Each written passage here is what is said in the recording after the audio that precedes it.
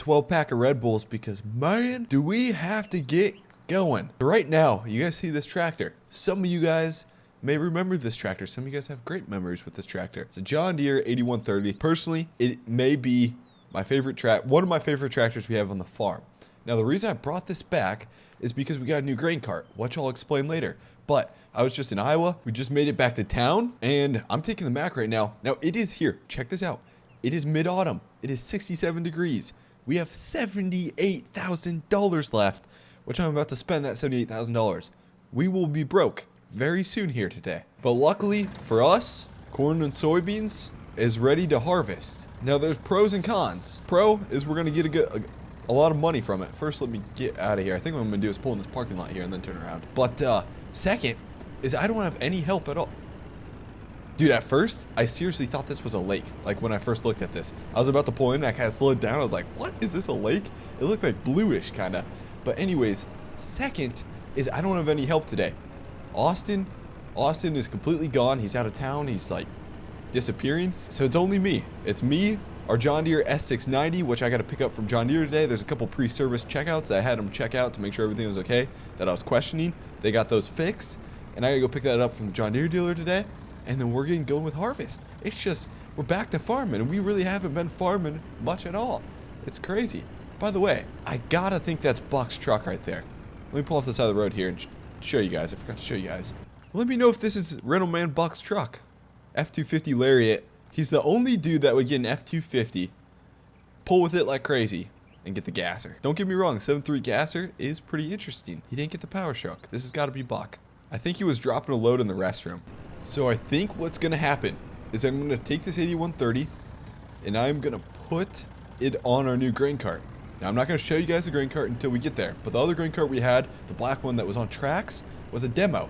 J&M then took that back and I had to purchase one. So I did go with J&M, but I'll show you exactly what we got a little later here. And it looks like Stevio's out harvesting. Dang. He's got a pretty big operation over there.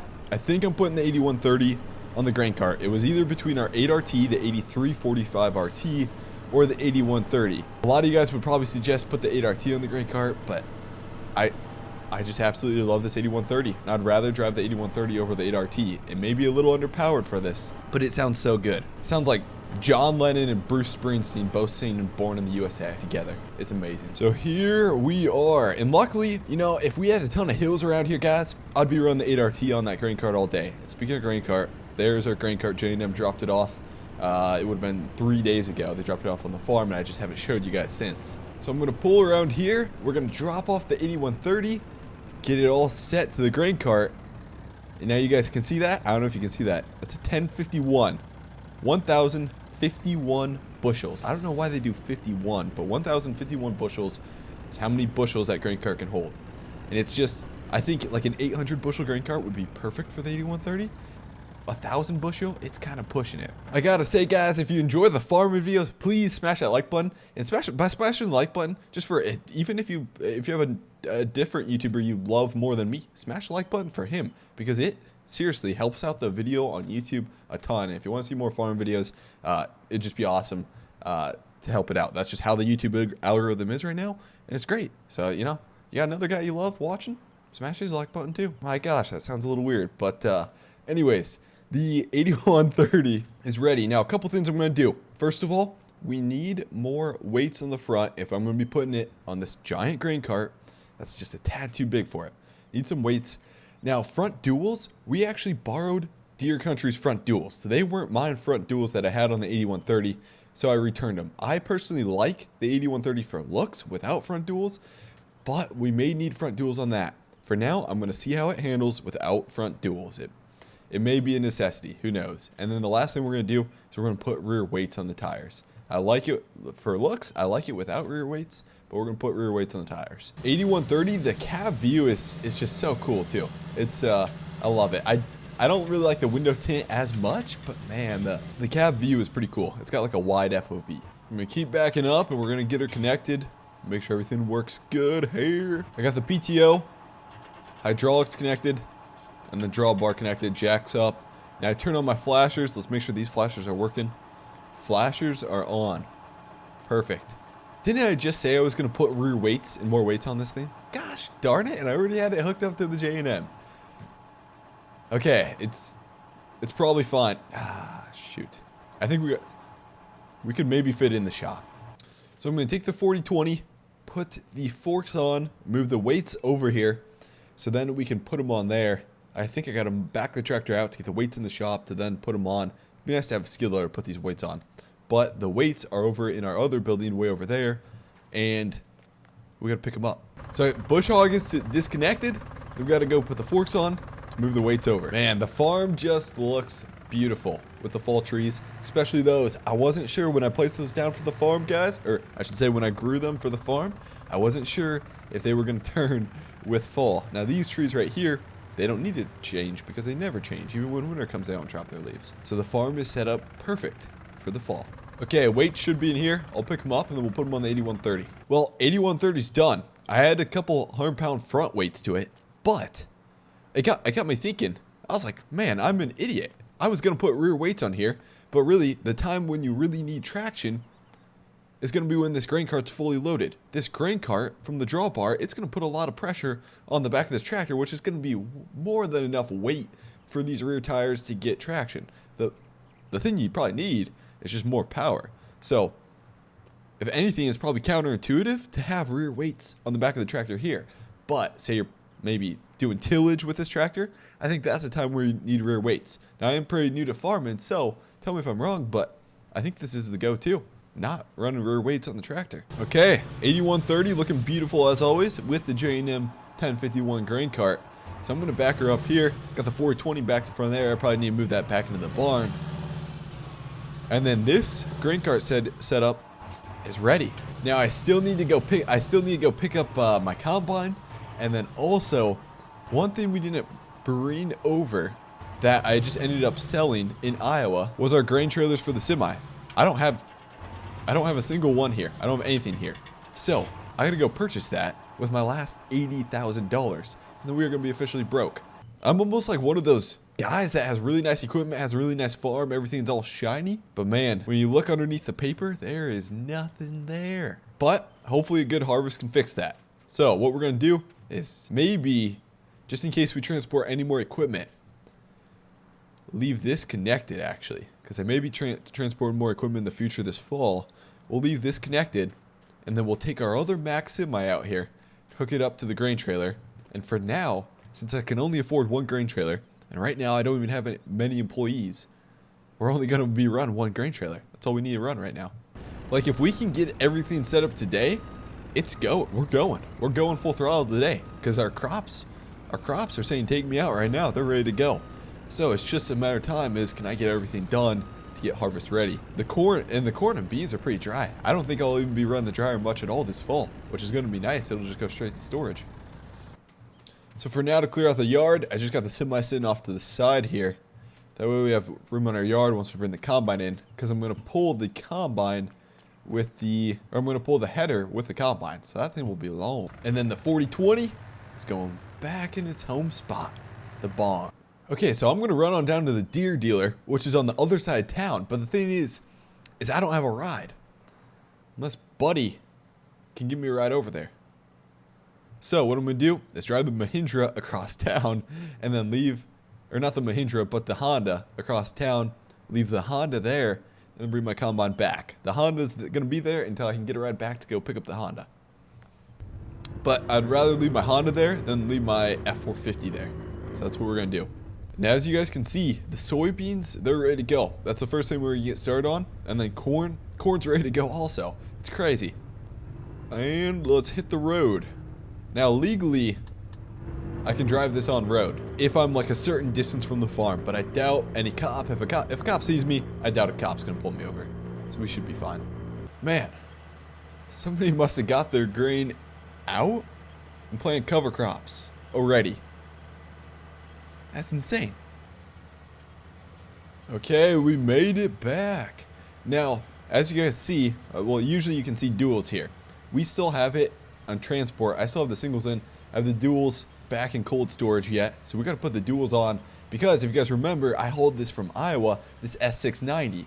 Now, originally I think we had an S660. or S670. My memory is just so gone. But right before we moved to Iowa, this was sitting at Deer Country. I knew the owner. I knew the owner took care of this really well before he traded in at Deer Country, and I really had my eye on this combine forever. So I bought this combine with hopes of running a 16-row corn header on here, which we have back at the dealer that I got to go pick up yet, and then the 645 FD draper, 45-foot draper is what we're going to be running on this. So that's the plan here. Now also, I thought it was a perfect setup because usually I'm low on manpower. So if I'm out combining, I want to be able to hold as much grain as possible. Heck, I want to pull a grain cart behind me and hold as much grain as possible. If that was the case and you could do that. So I figured just go bigger combine. We can cover a lot more, especially since I'm always low on manpower. Now this thing, it doesn't have the luxury package, so it doesn't have leather seats. I'm okay. And honestly, in equipment, maybe leather lasts longer, but it's a little more comfortable just having cloth seats. Not cloth, but, or yeah, just nice cloth seats. The John Deere cloth that John Deere makes is pretty solid. So I'm okay with that. You know, we have all of our monitors. We have our yield monitor. We have pretty much everything on this combine. To be honest, I don't have much experience in it, so I don't even know all these different controls. Sometimes I just always hit random buttons. What did that do? Oh, yeah, that's the light. That's right. Haven't used that dark. But yeah, everything moves. Everything folds around. You can change the different menus. You got your RPMs.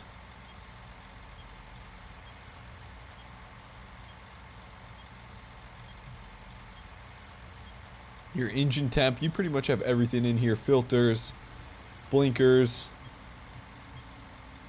And then you got your buddy seat, of course. Your buddy seat for Buddy. Someday. Maybe FS 2021, buddy. Maybe he'll get in here. So the combine is ready to go. Besides for the duals I got to put on. Now I'm thinking what I'll do is I'm just going to jack it up right here. I'm going to probably pull it over to the cement. This is gravel, so I'll pull it over to the cement. I'm just going to do this outside. Jack it up, put the duals on, and it's ready to go. Now the reason it went to the John Deere shop is because, if you guys remember, I didn't have this on. And so this was, I guess, one of the main reasons, but I had them check it over too. But they just put an extended drawbar on, so that way I can actually pull my header behind the combine. But because before, we didn't even have a hitch on this. Now that's something I could have done on myself, but I also wanted them to check over the combine, make sure everything was fine before we really get going. Okay, I got her done. We got the duals put on. Now, you guys are probably questioning these duals. You guys are probably like, man, this is a big combine. Maybe you should have some fatter, some bigger duals. But right now in Nebraska, it's pretty flat. As far as stabilization, we don't have to worry about that. The biggest thing I'm worried about is if we hit a wet spot. I was thinking about going with 800s or 900s, a big fat tire. But I was like, I don't think we need it this fall at least. Maybe in the future we'll have to switch. But this fall, it's pretty darn dry. Now, this is rear wheel assist. So front wheel assist is this, with your front wheels assisting you. Rear wheel assist is these rear wheels assisting you. You could kind of call it four-wheel drive in a way. It's probably not true four-wheel drive, but I guess you could kind of consider it as four-wheel drive. So I'm going to pull the combine over here, hook it back up to the header, and then we'll be ready to rock and roll. Now the one thing I've been kind of worrying about is, our auger. Some people call it a farm sim, likes to call it a pipe. I call it an auger. The auger is foldable, of course. It's a 26-foot auger. I did have the option to have a 28-foot. When you customize the S690, when you buy it new from the John Deere dealer, you have a 28-foot on the auger. It's only a 26-foot. So the question is, with the S6, with a 45-foot draper, are we going to be able to reach out far enough to unload on the grain cart? I think it's going to be a little tight, but I think it's doable. So I'm going to lift this up and then move this over. There we go. Come on. Come on.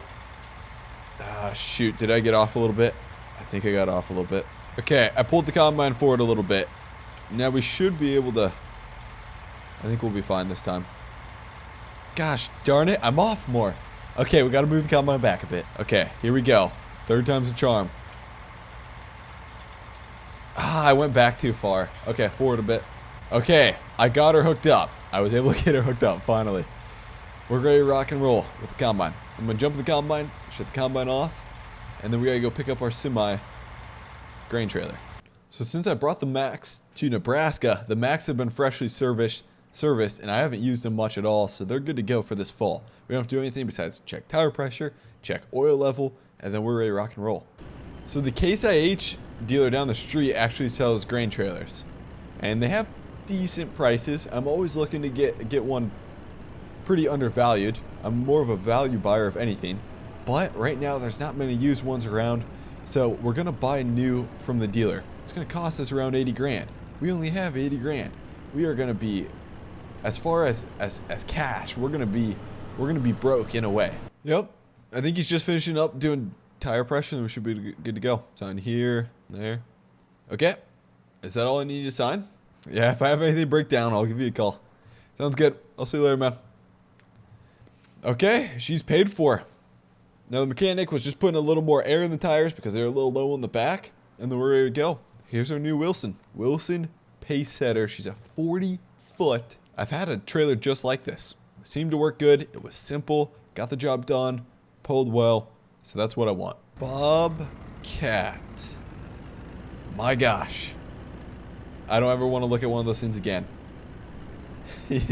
Nothing against Bobcat, but you guys know my experience with the Bobcat. I dislike, let's put it a nice way, dislike that skid loader that I had.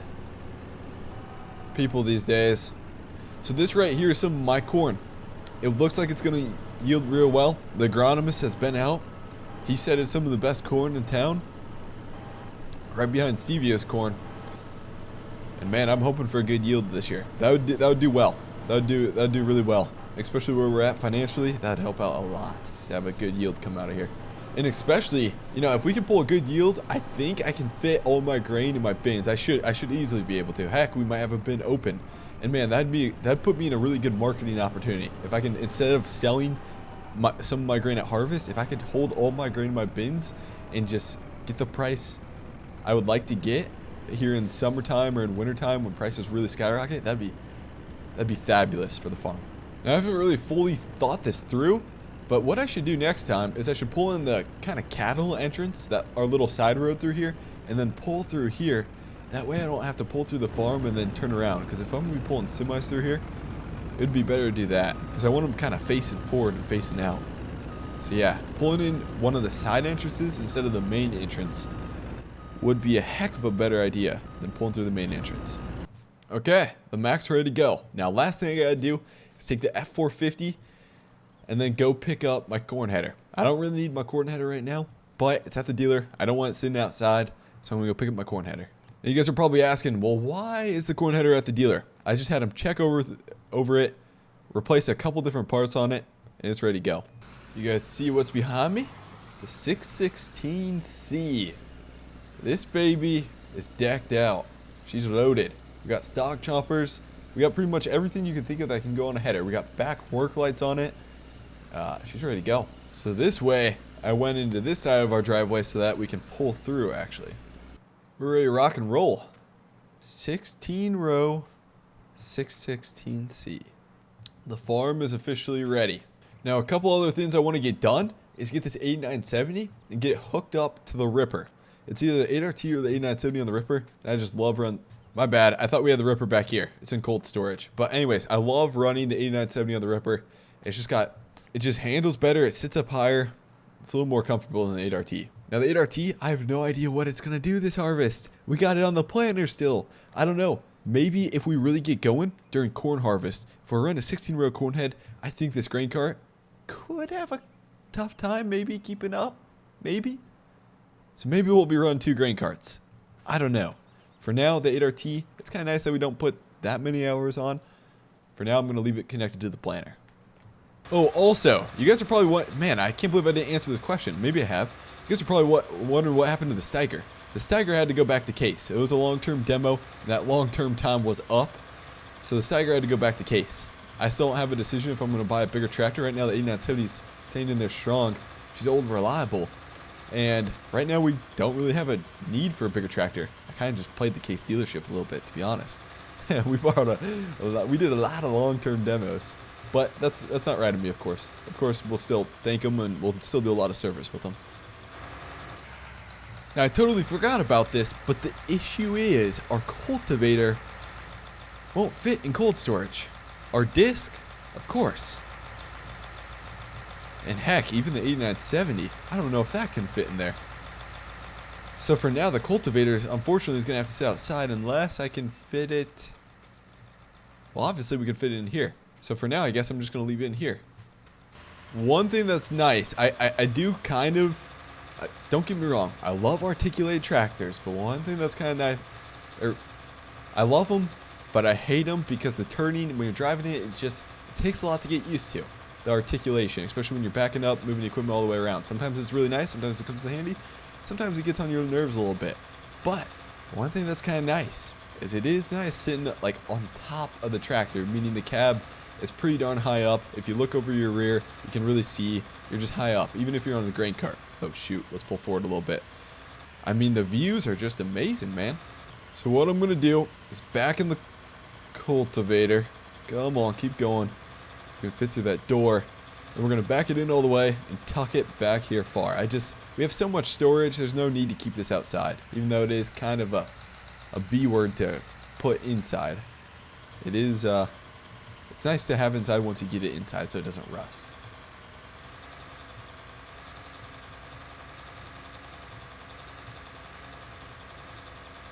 There we go. Keep maneuvering her.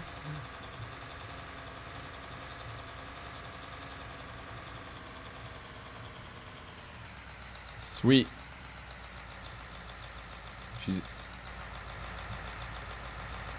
So I got her unhooked. Hydraulics are unhooked. Jack's down. We're going to pull out the 8970. And then we go hook up to the Ripper.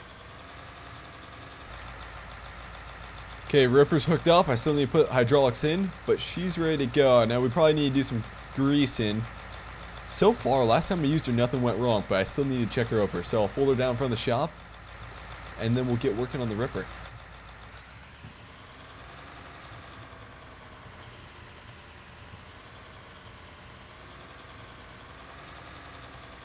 There we go. Dude, our lot is crazy right now. We just have so much equipment outside. So much green. So I checked this over and everything seemed to be good. Besides, when I was folding down the hydraulics, one of the hydraulics lines had a small rip in it. It was leaking a little bit of hydraulic fluid. And it's probably fine to use if you keep filling up the tractor, but you just don't want to risk that. So I put a new hydraulic line on the Ripper. And the 2720 is ready to rock and roll. We're ready to rock and roll for harvest. This is going to be crazy. The nerves are flowing. The juice is flowing. She's like pre-game before a football game, man. This is crazy. So this equipment's going to sit out overnight. Tomorrow is the day where everything gets going. The one thing I haven't checked out for pre-harvest checkups is the bin setup. The dryer, I think the corn, I've done some corn sampling tests, and I think it's going to be ready to go. I think it is. And I don't think we're even going to have to use the dryer at all. The corn's right around 15%. And man, that's just perfect. So hopefully you guys enjoyed this video. If you did, smash that like button. And most likely, I don't know if it'll be tomorrow or what, but we're going to get going on harvest. Harvest is going to start, and we're going to get going. Anyways, guys, thanks for watching. As always, smash that like button. And hey, I'll see you later. Thanks, guys.